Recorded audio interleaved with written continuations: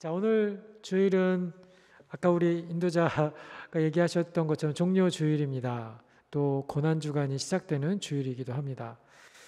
한 주간 동안 여러분 예수님의 그 걸어가셨던 십자가의 길을 묵상하면서 또 특별히 이번 주는 여러분 성경을 또 같이 하고 계신 분들은 저희가 이번 주에는 사무엘하 말씀을 주로 읽게 될 텐데 그 말씀을 읽으시면서 좀 하나님의 마음을 더 알아가고 또 하나님께 더 가까이 나아가는 여러분들 되시기를 바랍니다. 지난주 주일 설교에서 우리 이제 박성 목사님 오셔서 설교하셨죠. 지난주 우리가 언약궤를 중심으로 껍데기 신앙의 위험성이라는 그런 말씀을 여러분 들으셨습니다. 언약궤를 주변으로 해서 많은 어떤 기적들이 일어났었습니다. 그래서 기억하실지 모르겠지만 법궤가 머물렀던 곳에 성막이 있었고 또 거기에 구름기둥, 불기둥이 같이 있었습니다. 또 법궤를 제일 위시로 해서 제사장들이 여리고성을 돌았었던 일도 있었고 그리고 나중에 여리고성이 무너졌었죠. 그리고 법궤를 가지고 제사장들이 그 가나안 땅을 이제 들어갈 때 제일 앞에 있었던 제사장의 무리가 강에 발이 닿는 순간에 물길이 멈추고 그 마른 땅을 이스라엘 백성이 걸어 지나갔던 그런 사건도 법궤와 관련돼서 일어났던 일입니다. 자, 그래서 이스라엘 백성들 생각에는 이 법궤가 마치 하나님 그 자신인 것처럼 혹은 하나님의 능력 그 자체인 것처럼 그렇게 생각을 하였는데 우리가 지난주에 설교에서 같이 들었던 것처럼 이스라엘 백성이 전쟁에 그 법궤를 가지고 나아갔다가 법궤를 빼앗기게 되었죠. 그리고 언약궤가 우여곡절 끝에 다시 이스라엘에 돌아오게 되면서 하나님이 어떠한 분이신지에 대한 교훈을 이스라엘 백성이 얻게 되었습니다. 특별히 언약궤가 돌아왔던 벳세메스라는 곳에서 사람들이 그 언약궤를 들여다보다가 많은 사람이 사번마다 차이는 있지만 적지 않은 사람의 숫자들이 죽게 되었고 그래서 그 일 이후에 법궤는 기럇 여아림이라는 곳에 살던 레위인 아비나답의 집에 머물게 됩니다. 자, 여러분 오늘 같이 읽었던 사무엘하 6장의 2절에 보면 바알레 유다는 기럇 여아림의 다른 이름입니다. 그리고 오늘 성경 본문은 그곳에 머물고 있었던 언약궤를 다윗이 다윗성으로 옮기는 과정에서 일어난 일들을 기록해 주었어요. 저는 오늘 이 법궤를 옮기는 과정에서 일어난 일들을 배경으로 여기에 등장한 사람들을 좀 찾아보면서 같이 관찰해 보면서 우리가 예배드리는 마음의 자세, 하나님 앞에 예배드리는 우리의 마음의 자세를 돌아보고 하나님을 향한 나의 예배가 주님이 받으실 만한 그런 예배가 되도록 회복되는 은혜가 저와 여러분들에게 시작되는 그런 한 주가 되기를 바랍니다.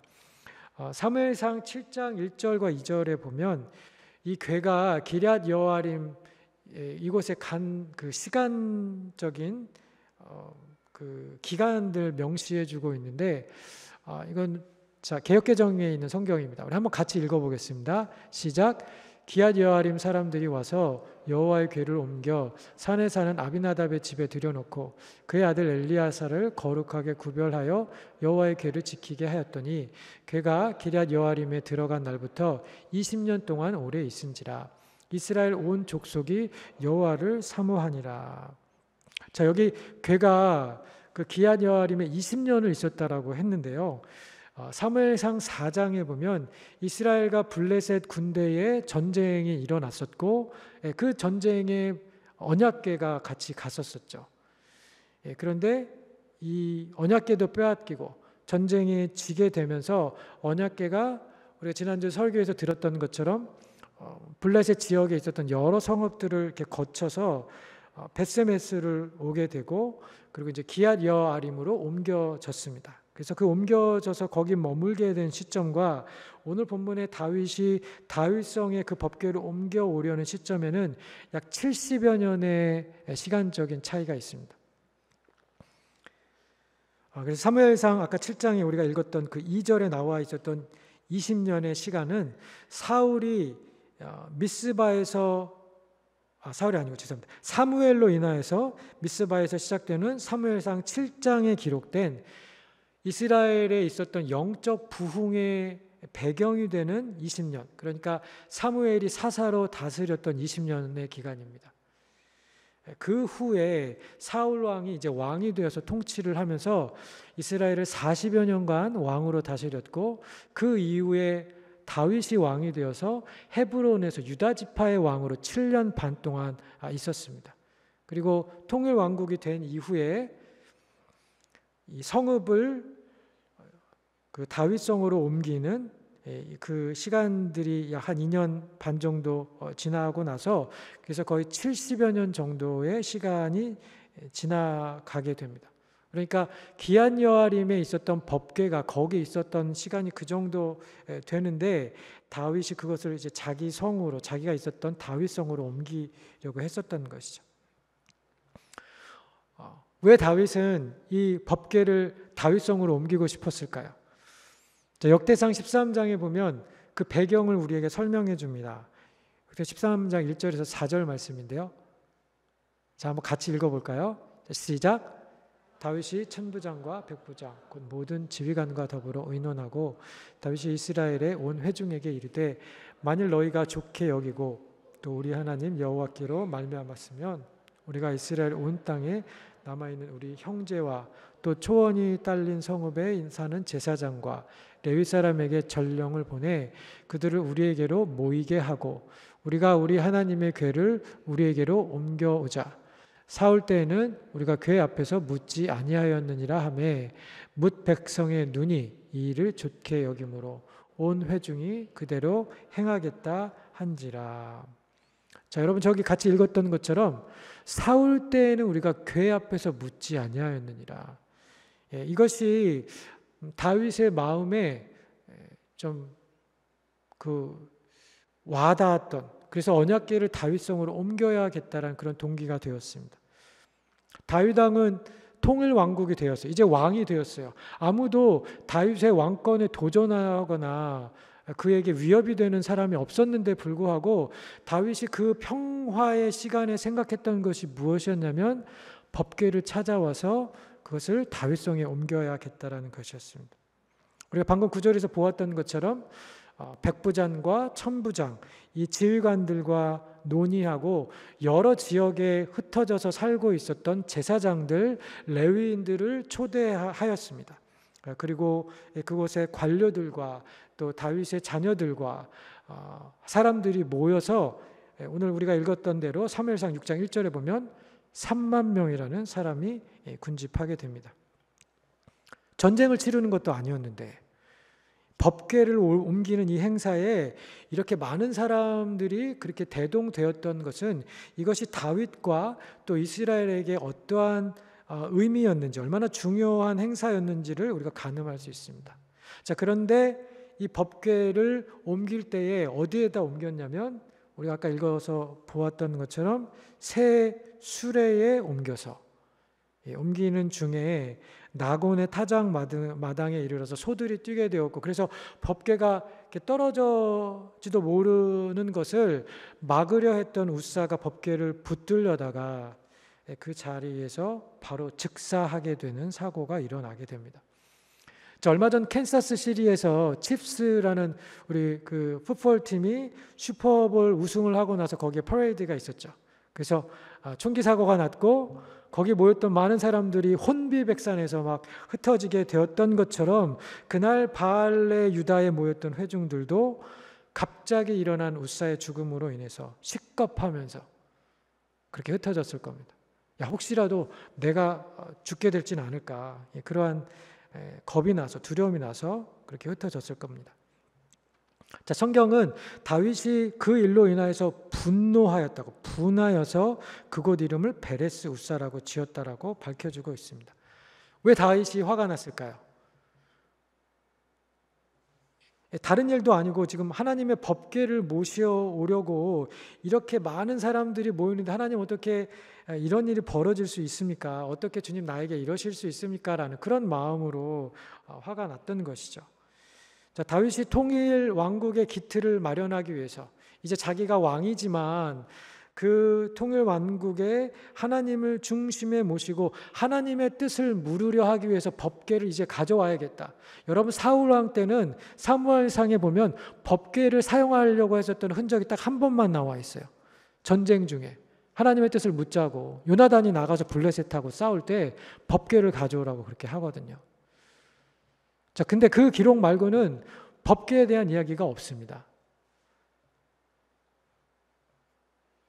자, 이 다윗이 어쨌든 통일 왕국의 기틀을 마련하면서 하나님을 그 중심에 모시고 하나님의 뜻을 물으려 하는 그러한 동기와 목적은 좋았습니다. 자, 그런데 그것을 실현하려는 과정, 그 방법이 옳지 않았음을 이 사건을 통해서 하나님은 말씀하고 싶으셨던 것이죠. 자, 우리 6장 7절에 있는 말씀 보실까요? 여러분 6장 7절, 여러분 버전에 있는 성경 보십시오. 전 제 거 읽겠습니다. 여호와 하나님이 웃사가 잘못함으로 말미암아 진노하사 그를 그곳에서 치시니 그가 거기 하나님의 궤 곁에 죽으니라. 자, 성경 웃사가 법궤에 만진 것을 웃사가 잘못했다고, 그래서 하나님 진노해서 그를 그곳에 치셨다라고 이야기합니다. 웃사가 잘못한 것이 무엇이었을까요? 지금 소가 뛰어서 이 떨어지는 법궤를 손으로 이렇게 막은 게 뭐가 그렇게 잘못인가, 우리는 그렇게 생각할 수 있겠지만 다윗과 또 웃사와 아이호는 하나님이 명하신 방법을 사용하지 않았습니다. 법궤는 수레에 옮겨서는 안 되고 반드시 어깨로 메어서만 옮겨야 했던 그런 성물이었어요. 자, 오늘 본문을 통해서 하나님께서 우리에게 주시는 첫 번째 메시지는 하나님은 하나님이 원하시는 방식으로 섬겨야 한다라는 것입니다.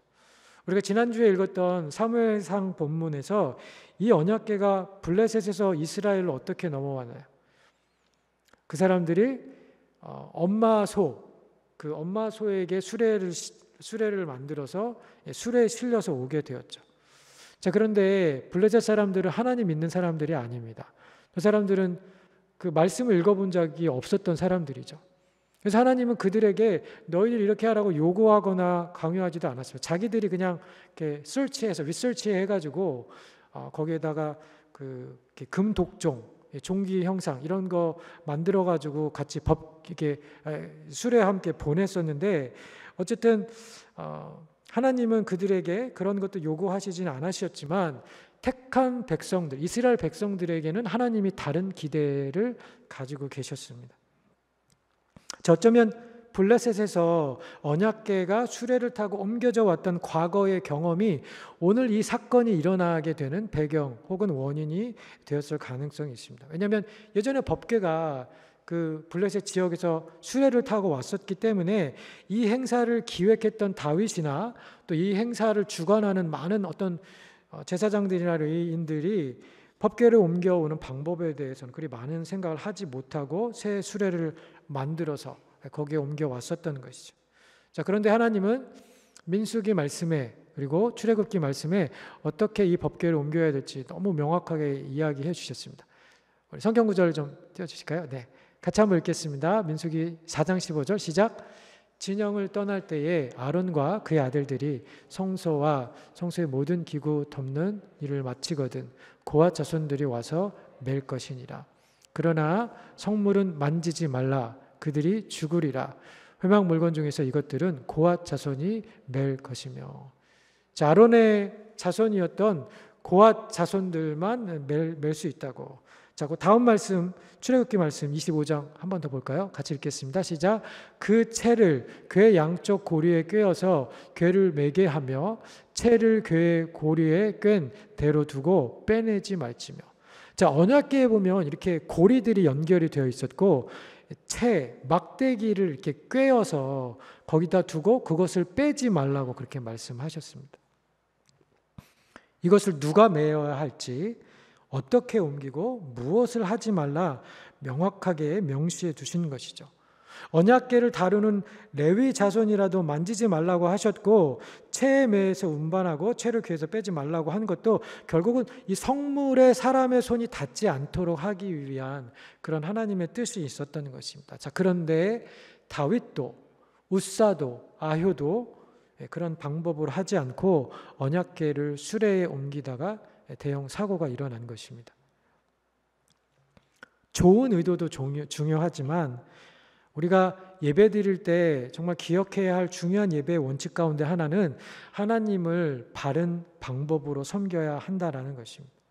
예배를 드리거나 하나님을 섬길 때에 하나님이 원하시는 방법으로, 하나님이 명령하시는 대로 해야 합니다. 부부 결혼 생활을 하시는 분들이 아내가 원하는 방식으로 이렇게 사랑해야, 남편이 원하는 방식으로 존경하고 섬겨야 그 사랑을 경험할 수 있는 것처럼 하나님도 하나님이 원하시는 방식이 있다라는 것이죠. 여러분, 그런데 성경에 보면 여러 가지 실패의 예들이 적혀져 있습니다. 어떤 예들이 있었나요? 하나님께서 명하지 않았던 불을 이 성막에서 사용하여서 죽었던 나답과 아비후가 있었습니다. 또 모두 하나님께 드려야 한다라고 여리고 성을 너희가 이렇게 무찌르게 됐을 때에, 함락했을 때에 거기에 있는 물건 하나라도 건드리지 말아라, 다 주님 앞에 드려라, 그렇게 주님이 요구하셨는데 여러분 아시다시피 아간이라는 사람이 전리품을 자기 집에 숨겼었죠. 또 여호와께 드리는 제사와 제물을 멸시해서 생고기를 이렇게 갈고리 아무거나 걸리는 것을 집어가지고 가져갔던 엘리의 아들 홈니와 비느하스도 하나님 멸시했던 사람입니다.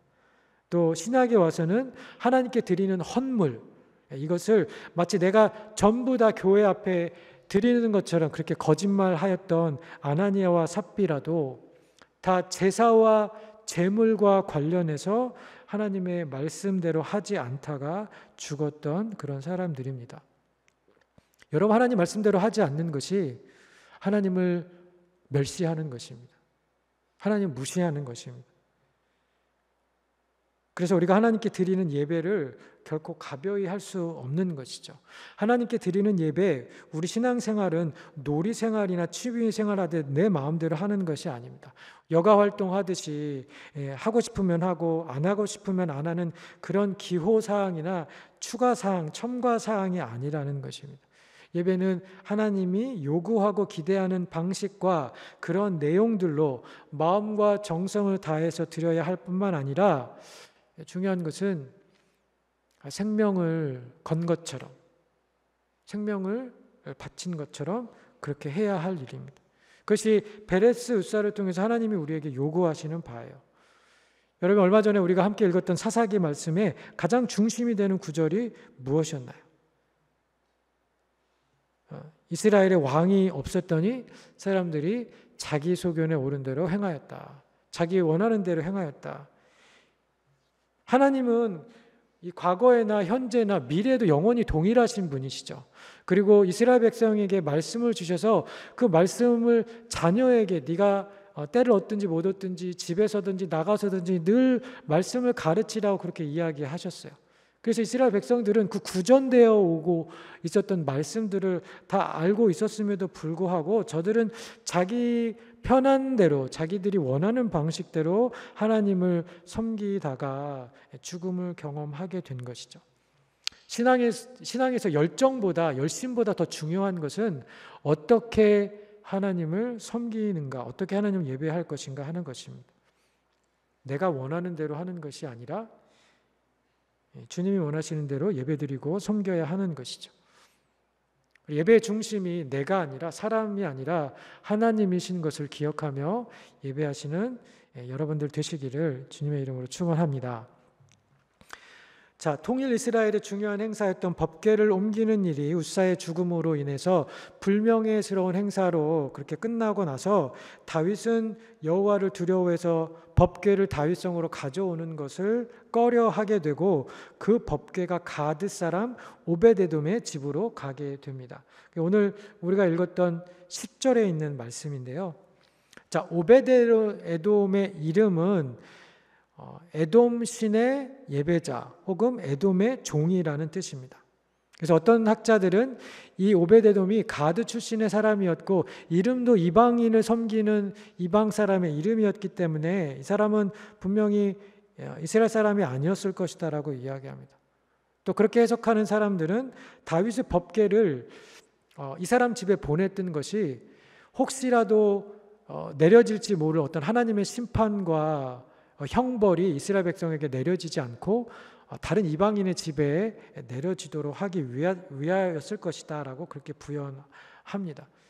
자, 그런데 또 성경학자들 가운데는 반대로 말하는 사람들도 있습니다. 그래서 여기 가드 출신의 오벳에돔이라고 했는데 그 가드는 블레셋 지역에 있었던 가드가 아니라 단지파와 므낫세 지파가 분배받았던 땅 가운데 림몬 가드라는 지역이 있었습니다. 그래서 그 지역 출신의 사람이었을 것이다. 그리고 오늘 사무엘하 6장 그리고 역대상 13장에 소개된 오벳에돔이 역대상 26장에 소개된 레위 지파 고앗 자손의 오벳에돔과 동일인으로 그렇게 보는 것입니다.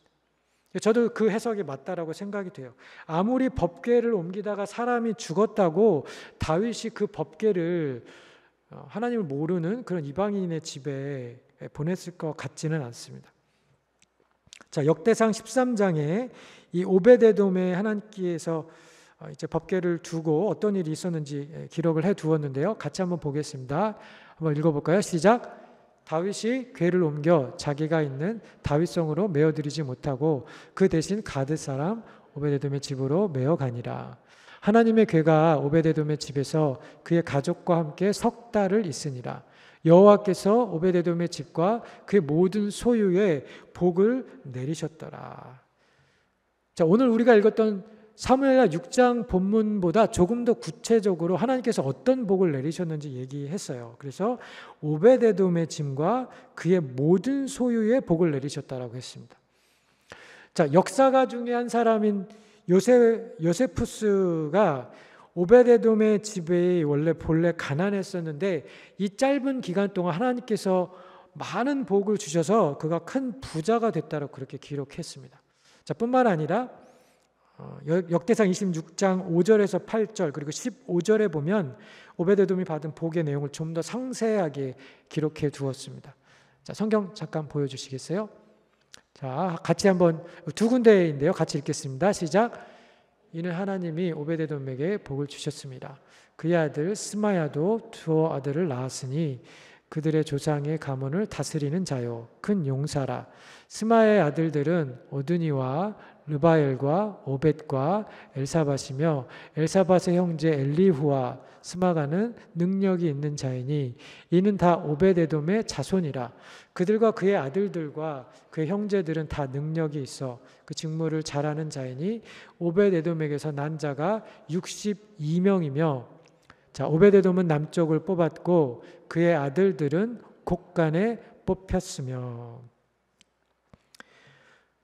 자, 여기 다윗 당대에 그의 집안에서 이 성전의 문지기로 섬겼던 사람이 62명이나 나왔다고 기록하고 있습니다. 자, 문지기라고 하니까 우리는 이 일이 굉장히 하찮고 변변치 않은 직업인가 그렇게 여길 수 있겠지만 문지기는 이 당시에 아무나 할 수 있는 그런 직무가 아니었습니다. 왜냐하면 이방인들이나 혹은 부정한 사람들이 들어가지 못하도록 하나님의 임재를 상징하는 성막 입구를 지키는 일이었고 그의 아들들이 지키도록 배정된 곡간, 우리가 아까 읽었던 그 15절에 나와 있었던 곡간은 영어 성경에 보니까 스토어하우스라고 그렇게 적혀 있어요. 사람들이 하나님 앞에 드렸던 예물을 모아두었던 장소입니다. 지금으로 이야기하면 교회 재정을 관리하는 자리예요. 여러분, 교회 재정 맡기는 사람 아무에게나 우리 맡기지 않습니다. 그런 중요한 자리에 오벳에돔의 가족들이 사용된 것이죠. 그들 중에는 백성을 다스리는 리더들도 있었고 또 성경은 특별히 저의 많은 가족이 그런 직무에 뽑혔을 뿐만 아니라 그 형제들이 다 능력이 있어서 그 직무를 잘하는 사람들이었다고 그렇게 기록하고 있습니다. 오벳에돔의 집에 3개월 그저 법궤가 머물렀을 뿐인데 오벳에돔과 그의 자녀들은 많은 축복을 받았던 것이죠.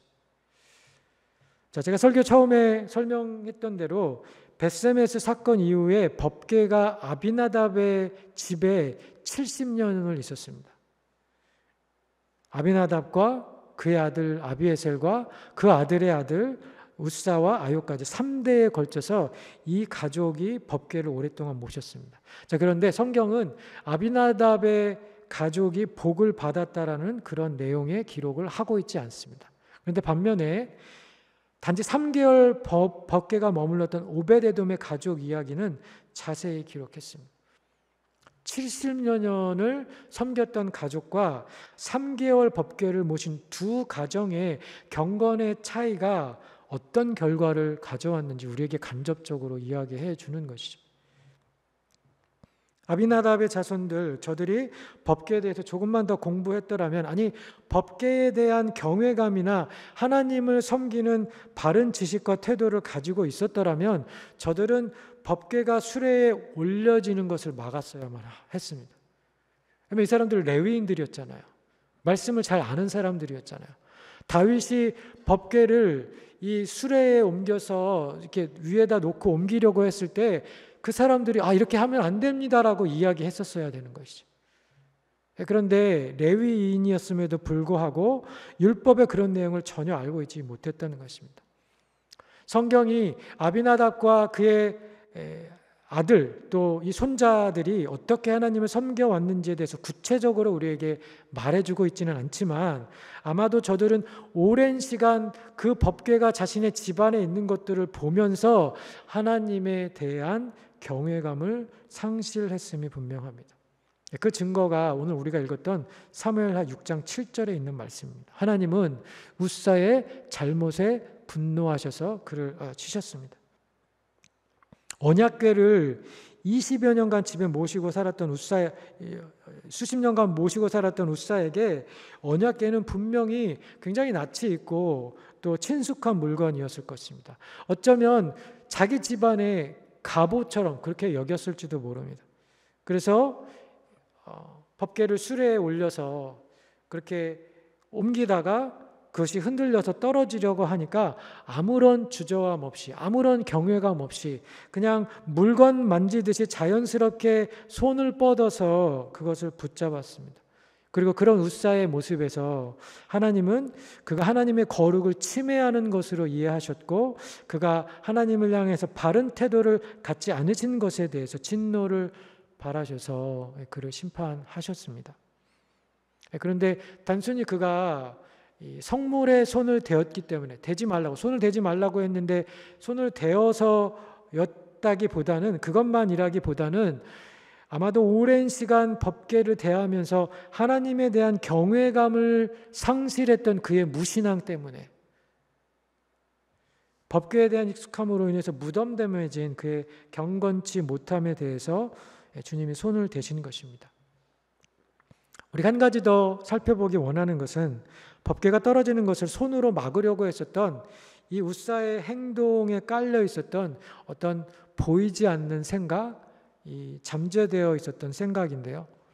아까 말씀드렸던 것처럼 얼마나 어렸을 때부터 이 법궤를 보면서 자라지 않았겠습니까? 자기에게 굉장히 익숙했던 물건인 거죠. 그러면서 웃사의 마음 가운데 혹은 아요의 마음 가운데 나만큼 저 법궤를 잘 아는 사람이 없어. 내가 적임자야. 내가 전문가라는 그런 생각이 있었을 것입니다.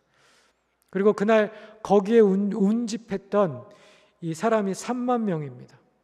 여러분 3만 명이라는 사람들 앞에서 집회해 보신 적 있으신가요? 공연해 보신 적 있으신가요? 없으시죠? 그 많은 사람들의 모든 사람들의 시선이 법궤를 옮기고 있었던 그 현장에 다 그 시선이 쏠려져 있었어요. 앞에서 아요가 이끌고 아마도 뒤에서 웃사가 밀면서 그렇게 갔을 텐데 그러면서 그 행사의 가장 중심지에서 웃사의 마음에는 우쭐한 생각이 그렇게 들었을지 모르겠습니다. 내가 이 정도로 중요한 사람이야. 그런데 갑자기 소들이 뛰고 법궤가 움직이면서 내가 저것을 보호해야 한다 혹은 떨어지는 것을 막아야 한다라는 생각에 법궤를 잡은 것이죠. 자, 그런데 여러분 법궤가 정말 그의 보호가 필요한 물건인가요?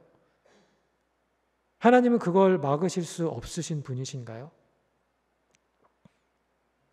자기가 하나님을 보호해야겠다, 보호할 수 있다 혹은 내가 지금 이 상황을 진정시켜야 한다, 통제시켜야 한다라는 그러한 식의 높아진 마음과 하나님을 경외하지 않는 그러한 경외감을 상실한 손으로 법궤를 만지는 웃사의 잘못을 하나님은 그냥 지나치실 수 없으셨습니다. 자, 그런데 그날 거기서 심판을 받았던 사람은 웃사만은 아니었습니다. 다윗도 징계를 받았어요. 그가 웃사가 죽은 것 때문에 그 장소를 베레스 웃사라고 그렇게 명명하였었는데, 이 베레스 웃사라는 것은 하나님이 웃사를 치시다, 하나님이 웃사를 대적하시다라는 그런 의미입니다. 그런데 웃사의 이름의 뜻이 무엇이냐면 힘, 능력, 위엄, 이런 뜻입니다. 하나님께서 힘을 치셨어요. 하나님께서 능력을 치셨습니다. 하나님은 그 행사의 중심에서 어쩌면 자신의 그 우쭐함을 과시하면서 전문가임을 자처했던 웃사뿐만 아니라 지금 인원을 3만 명이나 모집하면서 그 행사를 치러내고 있었던, 그래서 한층 마음이 고양되어 있었던 다윗의 교만도 함께 치신 것입니다. 다윗이 교만했다라는, 분노했다라는 사실이 바로 그 교만함의 증거예요. 내가 이래도 왕인데, 내가 3만 명이나 되는 사람들을 지금 이 자리에 모았는데, 내가 이 행사를 준비하기 위해서 어떤 노력을 기울였는데 하나님 어찌 이 좋은 일을 그리 망치십니까? 다른 일도 아니고 법궤를 옮기자는 그런 좋은 일인데 사람까지 죽이시다니요 하면서 교만한 그의 마음이 베레스 웃사라는 그 지명을 명명하면서 분노로 표출되는 것입니다. 다윗의 마음이 드러나는 거죠. 자, 그런데 여러분, 하나님은 잘못한 것이 하나도 없으십니다. 하나님의 심판은 언제든지, 하나님이 심판하실 때는 언제나 그렇듯이 늘 의롭고 늘 옳으세요. 그것이 우리 생각에는 불공평해 보이고 하나님이 정의롭지 않은 것처럼 생각되지만 하나님 심판은 언제나 옳으십니다. 익숙함으로 인해서 자신의 전문가적 경험 등을 내세워서 하나님에 대한 경외감을 상실했던 웃사뿐만 아니라 내가 지금 왕이라고, 내가 지금 3만 명이나 되는 사람들을 모았다고 그 외형적인 것, 그 행사의 스케일, 남들의 시선, 자신을 향한 사람들의 이 평가 같은 비본질적인 것에 마음을 빼앗겨서 하나님을 바로 예배하고 있지 못했던 다윗의 마음을 하나님은 꿰뚫어 보시고 웃사뿐만 아니라 다윗의 교만도 그날 함께 치셨던 것입니다. 자, 오늘 본문을 통해서 하나님께서 저와 여러분에게 주시는 두 번째 메시지는, 여러분, 우리는 하나님을 경외해야 합니다. 하나님을 향한 경외감을 회복해야 합니다. 우리가 신앙생활을 하면서 신앙의 연수가 쌓이고 신앙의 연륜을 자랑하고 또 우리 이제 교회에서 섬기다 보면 직분을 얻게 되는데, 그러면서 직분을 자랑하면서 하나님을 경외하지 않을 수 있습니다. 늘 교회의 중심에서, 또 예배의 자리에서, 사역의 현장에서, 혹은 다른 사람들을 인도하는 그 리더자의 위치에서 사람들의 인정과 칭찬을 받으면서 우리는 나만큼 하나님을 잘 아는 사람이 없어, 나만큼 이 청년부를 잘 섬길 수 있는 사람이 없어, 나만큼 전문가가 없다라고 하면서 그렇게 자신의 어떤 업적들을 치부하게 되죠. 그래서 교회에 오래 다닌 사람일수록, 신앙생활을 오래 한 사람일수록, 봉사를 더 많이 한 사람일수록 더욱 그러기가 쉽습니다. 그래서 오늘 이 말씀은, 잃어버린 경외감이라는 이 설교는 사실 저와 같은 목회자, 저 같은 사람에게 주신 하나님의 말씀이고, 너무 익숙하여져서요. 내가 전문가라는 생각들 뿐만 아니라 교회 안에 있는 임직자들 혹은 리더들, 교회에서 많은 봉사와 일을 하고 있는 그런 사람들이 바로 웃사가 될 수 있는 첫 번째 위험 인물군들입니다. 자, 오늘 설교를 들으면서 목사님, 저는 봉사하지 않는데요, 저는 아무것도 하지 않는데요, 그래서 나에게 해당 사항이 없다라고 그렇게 생각할 수 있는 분들도 있겠지만, 여러분, 우리 안에도 웃사와 같은 그러한 모습들이 다 있습니다. 내가 자랑하고 싶어하고 또 인정받고 싶어하는 그런 모습들이 우리 안에 있습니다. 자, 그런데 하나님은 내가 하나님보다 더 의지하는 것들, 내가 자랑하고 싶어하는 그런 것들을 치실 때가 있어요. 왜냐하면 그것이 하나님을 예배하는 데 방해가 되기 때문에. 내가 내 힘으로 할 수 있다고, 내가 인도하니까, 내가 리더를 하니까 나는 다른 사람과 달라, 이런 생각들을 하는 것이 사실 하나님 앞에 나아가는 바른 자세가 아닌 것이죠. 하나님은 지금 우리가 함께 모여서 예배드리는 우리 교회 건물의 사이즈나 또 여기 모여 있는 사람들의 숫자에는 관심이 없으십니다. 하나님은 또 우리가 얼마나 좋은 장비와 좋은 어떤 조명이나 이러한 방송기기, 음향기기들을 사용해서 예배를 드리는지에도 관심이 없으세요. 얼마나 탁월하게 예배를 인도하거나 얼마나 언변이 뛰어난 설교자가 설교하는지, 얼마나 그 음악이, 우리 같이 찬양하는 예배 음악이 매끄럽게 아무런 어떤 이렇게 흠도 없이 잘 연주되고 들려지는지에 대해서도 하나님 무감하세요. 그런 것들은 사람들만 중요하게 생각하는 것들입니다. 혹은 내가 어떠한 옷을 입고 있는지, 사람들은 나를 어떻게 생각할지, 또 나는 사람들에게 어떻게 비춰지고 있는지도 사람들만 관심 있어 하는 부분이죠.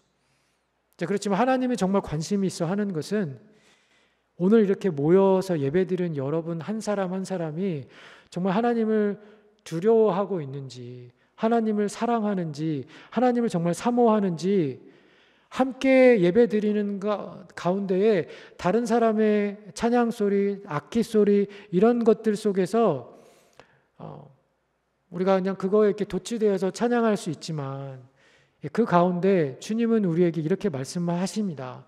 나는 다른 사람들이 부르는 찬양, 다른 사람이 드리는 예배, 그것보다 내가 드리는 찬양을 듣기 원한다고. 내가 나에게 올려드리는 그런 사랑의 마음을 나는 보고 싶다라고 그렇게 말씀하십니다. 자, 베레스 사건을 통해서 다윗에게 어떤 마음이 생겨납니다. 오늘 본문 9절에 있는 말씀인데요. 본문 9절, 여러분의 성경 한번 같이 읽으시고 저는 제 버전의 성경 읽겠습니다. 6장 9절 시작. 다윗이 그날에 여호와를 두려워하여 이르되 여호와의 궤가 어찌 내게로 오리요 하고.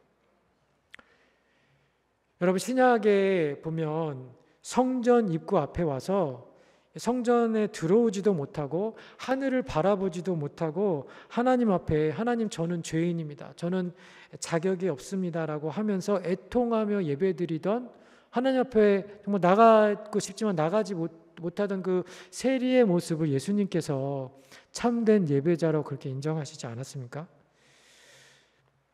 다윗은 하나님을 경외하는 사람이었지만 통일 왕국의 왕이 되어서는 어느새 자신의 영예와 영광과 위신에 집중하면서 하나님을 향한 경외감을 상실하였어요.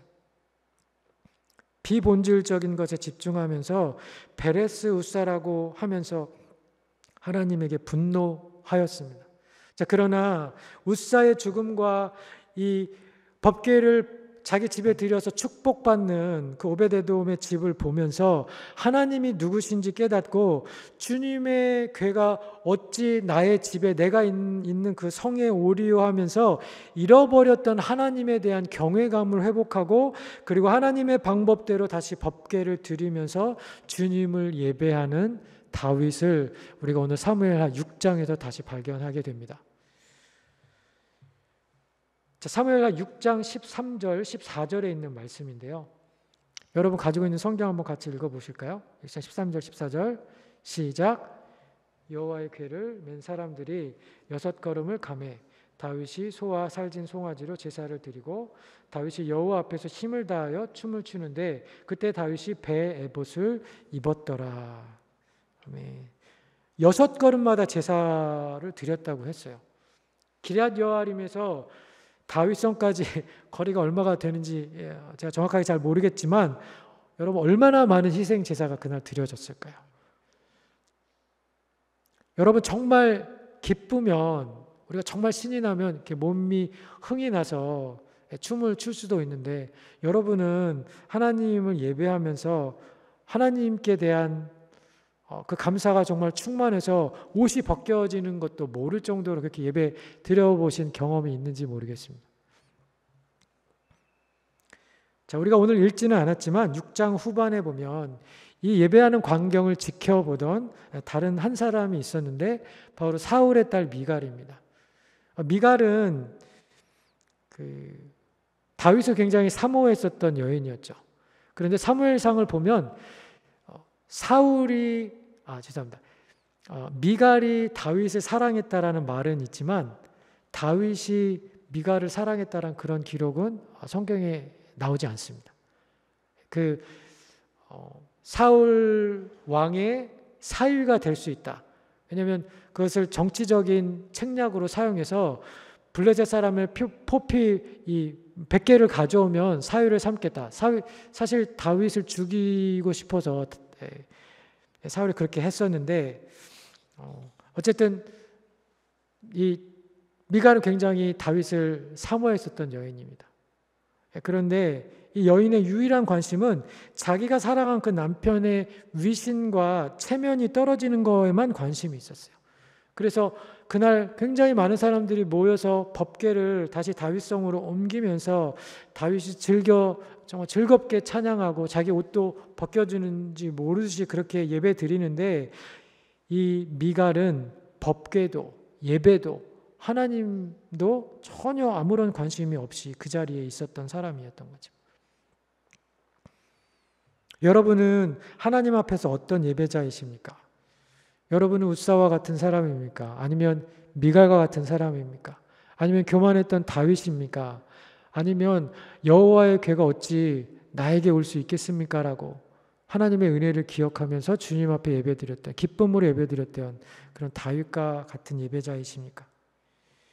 베레스 웃사는 분명히 아프고 고통스러운 경험이지만 그런 경험을 통해서라도 우리의 예배가 회복될 수 있다면 그것은 차라리 우리에게 고통이 아니라 축복이 될 수 있습니다. 하나님은 나의 웃사를 넘어뜨려서라도 우리가 하나님 앞에 똑바로 하나님이 원하시는 대로 그렇게 예배 드리기를, 그러한 예배를 받기를 주님이 원하십니다. 우리가 바라기는 우리를 대적하고 치시는 일이 없이 하나님을 향한 경외감이 저 여러분의 삶에 회복되어지기를 예수님의 이름으로 축원드립니다. 자, 마지막으로 한 번 더 오베드에돔에 대해서 좀 함께 생각해 보기 원하는데요. 아까 말한 대로 웃사가 죽고 모여졌던 그 3만 명의 인원이 다 흩어져서 자기 집으로 돌아가는데 거기 남겨졌던 물건이 있었습니다. 법궤가 남겨져 있었죠. 누가 가져가야 될까요? 자, 이 행사를 기획하고 법궤를 다윗성으로 모시려고 했었던 다윗도 두려워서 그것을 가져가지 않습니다. 누구도 이 두렵고 무서울 물건을 자기 집으로 가져가는 총대를 메고 싶지 않았을 것입니다. 이 일 때문에 화가 나기도 했고 하나님의 심판이 두려워서 그것을 가져가기 두려워했던 다윗이었지만 다윗은 자기가 하길 원하지 않으면서 그것을 오베데돔에게 강제로 시켜서 그렇게 가져가도록 명령했을 것 같지는 않습니다.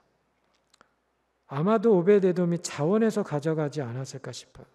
자, 그런데 오늘 우리가 읽은 이 성경 6장 10절에 보면 다윗이 그것을 오베데돔의 집으로 메어갔다라고 그렇게 적고 있어요. 자, 왕이 허락을 해야 하니까, 왕의 말이 떨어져야 이렇게 일이 진행이 되니까 그래서 성경이 그것을 말했을 수도 있고, 어쩌면 다윗의 명령으로 정말 다윗이 강제적으로 오베데돔이 가져가도록 시켜서 그렇게 했을 수도 있습니다. 그런데 중요한 것은 다윗이 직접 옮기지 않았을 거고요. 레위인들이 옮겼겠죠. 그리고 아마도 오베데돔과 그의 자녀들이 옮겼을 가능성이 많습니다. 중요한 것은 오베데돔과 그의 가족이 자기 목숨을 걸고 이 법궤를 자기 집으로 받아들였다라는 것입니다. 그리고 성실함으로 법궤를 모셔서 우리가 아까 함께 읽었던 그런 많은 성경에 기록된 대로 많은 하나님의 축복을 받게 되었어요. 오베데돔이 자원해서 했는지 아니면 강제적으로 이것을 했는지 우리가 정확히 알 수는 없지만 일어난 현상과 또 주어진 결과에 분명한 인과관계가 있습니다. 우사의 죽음 때문에 아무도 두려워서 가져가기를 원치 않았던 것을 오베데돔은 자기 집으로 가져갔고 그것을 온 정성을 다해서 섬겼더니 하나님께서 놀라운 축복을 부어주셨습니다. 자, 그래서 오늘 본문을 통해서 제가 드리고 싶은 세 번째 메시지는 여러분 하나님을 위해서 남이 가지 않는 길을 선택해서 가는 사람이 되라는 것입니다. 제가 오늘 여러분 주보 칼럼에도 적혀있지만 여러분 이 비전 청년부 주보에도 제가 목회 편지 이렇게 적어놨는데요. 제목이 뭐냐면 가지 않은 길입니다. The road not taken. 한 번도 다른 사람을 위해서 가지 않았던 길.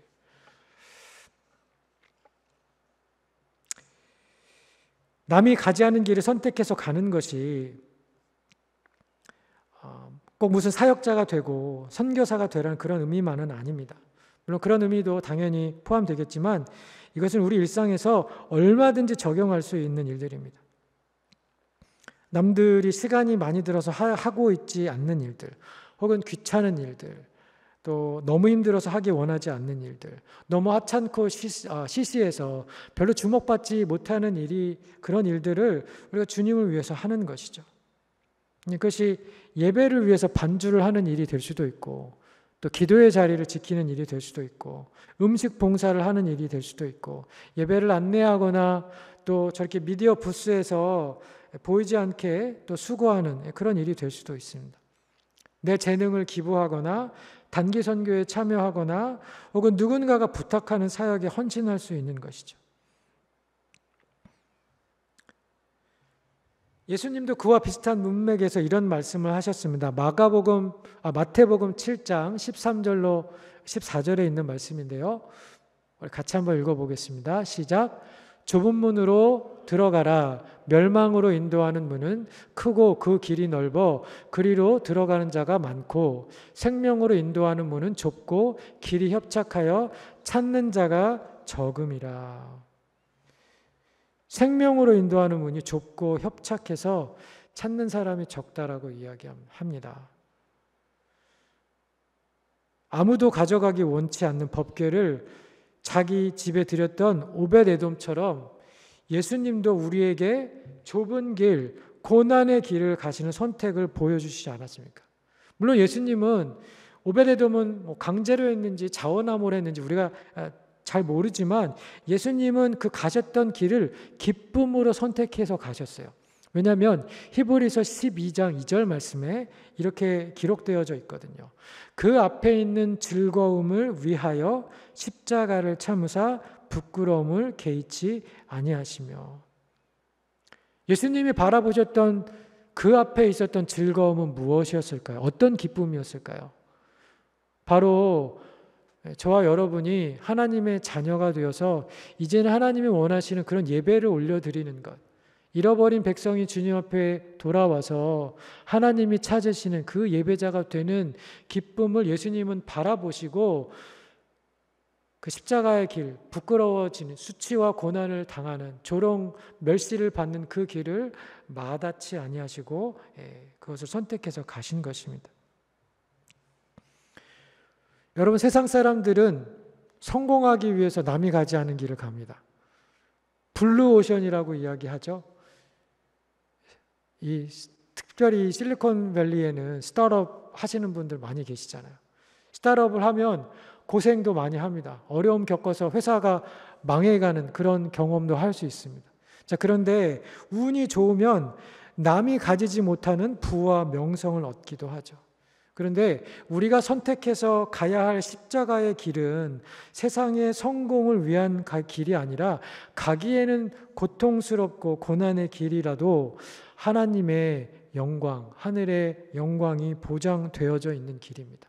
왜냐하면 그것은 주님이 인정하시는 길이고 주님이 가셨던 길이고 또 주님이 기뻐 받으시는 그런 삶의 예배가 드려지는 길이기 때문입니다.